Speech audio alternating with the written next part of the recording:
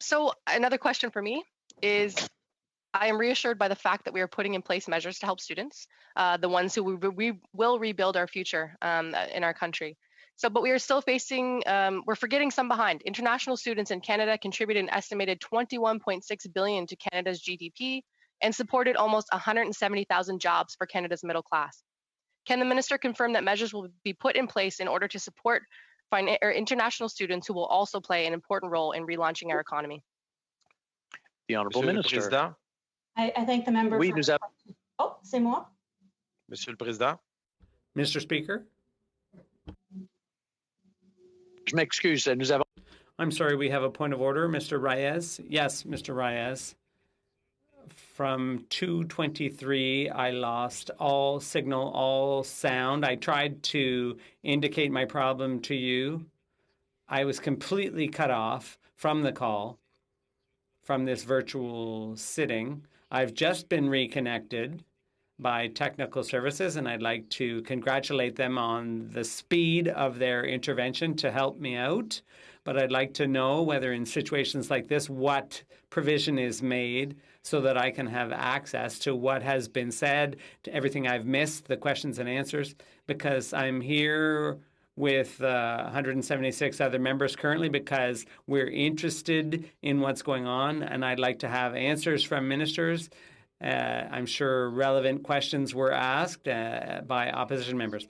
That's a good question. What's going to happen, we have to clarify, is that the sitting itself will be available online. So you can go online and see what was said precisely when you were disconnected. That's open not just to members, but to all Canadians who are disconnected. If you want to see what you missed, it's an excellent question. People. Oh, I'm sorry, Mr. Epp, you have a point of order. Can you... Yes, I was hearing both yourself and French translations at equal volume, not being able to understand either.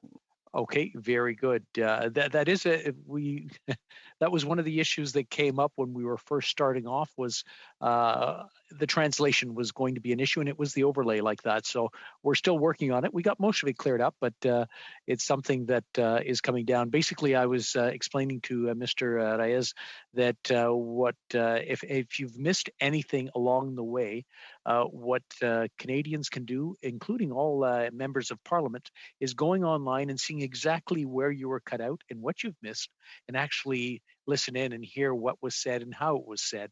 So it is a feature that I'm sure all MPs and certainly all Canadians across the country will appreciate, and hopefully we'll get this translation or this interpretation issue cleared up as we progress.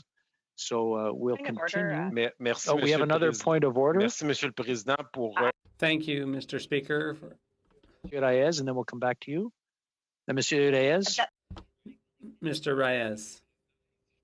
Thank you, Mr. Speaker. And if you don't mind, one of the problems that I'd like to express was the fact that I lost my internet connection, and I'm in one of the Canadian Parliament's buildings. So I think we should at least be able to make sure that the Wellington building of the federal parliament is connected so that we can do our job. So if this type of problem is likely to recur. Duly noted. Ms. Rempel? Of order. I did. I just wanted to say thank you to all of the House of Commons IT staff who've been working very hard, including Joshua Lind, who helped me with my technical difficulties. I think we should give them a virtual round of applause. That's not a point of order, but I'm sure it's very much appreciated by all staff at this end. Okay, we'll continue. The Honourable Member, Ms. Atwin, I believe we have a few minutes left, or we have 2 minutes and 25 seconds left. We'll let you continue with your line of questioning, and we'll get back on track. Ms. Atwin. Well, can I hear the answer to my question about international students? I'm sorry. The Honourable Minister. Thank you, Mr. Speaker.